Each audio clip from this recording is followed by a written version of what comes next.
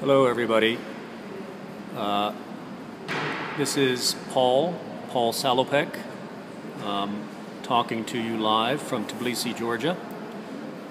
Welcome to the first official Periscope broadcast from the walking trail of the Out of Eden Walk across the world.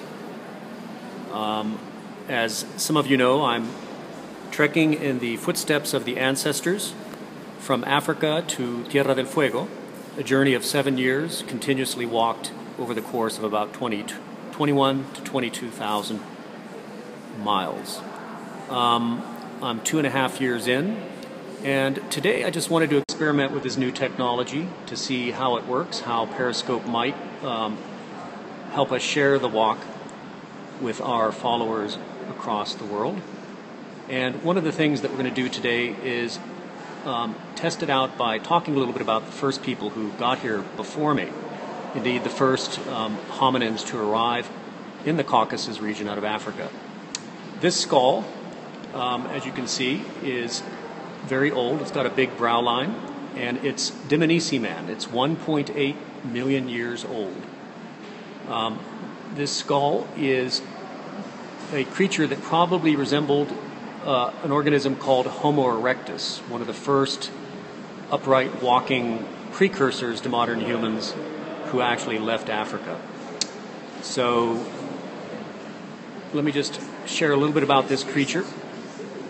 These folks were about 100 pounds, or about 45 kilos. They stood about 5 foot tall, or about 1.5 meters tall. They were quite small. And yet they got here almost 2 million years ago, 2 million years ahead of me. So these folks have very primitive skulls, very ape-like features, big teeth, big brows, but they had very modern legs, very much like myself. I've always said that my feet are stronger than my head. And this is sort of what they look like. There he is. You notice the family resemblance.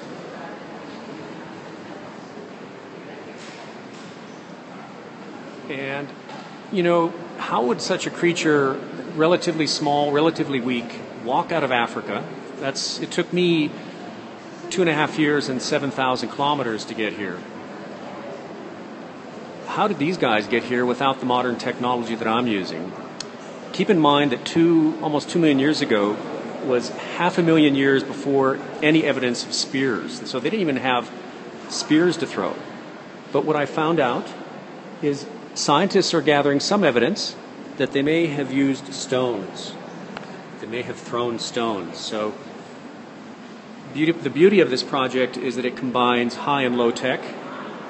And what you see here is a drawing of a fossil antelope or deer that has stones around it. And they figure, the scientists, that this was used. Yeah, I did draw that. That this is evidence to show that people threw rocks, not to kill the animal, but to scare carnivores away. And they also found patterns of stones away from the carcass in a radius of 20 or 30 meters, which means that when they scared the saber-toothed cat away from the dead animal to steal its food, they were throwing stones at the cat. And so the scientists today find rocks that are 300 or 400 grams that are perfect for chucking. So these folks used rocks. Thanks. The project is an ongoing one, and I've made some friends here in Tbilisi who've been very kind to put a small exhibit up about the walk, and I'm just going to walk by it to show it to you. The sun's kind of going down here. Hi, Octavio. Here in the Caucasus, but they've even devoted a small little exhibit to the Out of Eden Walk here in Tbilisi. So this is, again, our first experiment. Yeah, I'm very, very honored that they did that, Amy. And this is the main street of Tbilisi. Oh, hi. Yeah, you can support the walk. We do have a Kickstarter campaign up that you can find on the Kickstarter page. Thanks for asking. And here is Rustaveli Avenue, guys. It's about 95 degrees out. It's really hot and muggy. And I'm sitting here waiting for the weather to cool because I'm headed eastward towards China, and I've got a big desert between me and China, and that's the Karakum. So once the weather cools in about 2 months, I'll be setting out down that street, hanging a left down the sidewalk, and walking for about 2.5 years to Beijing.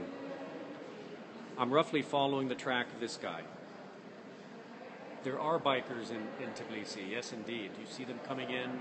I've heard of a young woman who bicycled here all the way from Africa. So she did it on 2 wheels. Hey, Guatemala, I look forward to seeing you guys in about 5 to 6 years. Anyway, I just wanted to share a little bit about fossil history, the early walkers, and the people whose footsteps I'm following.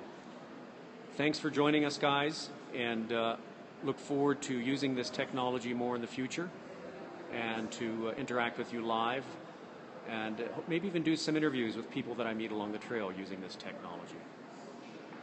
How did the walk idea come up? You know, I've been doing this my whole career. I've been walking, using my body as a reporter for more than 20 years. So this is more like an arrival than a departure for me. In any case, thanks a lot, guys. And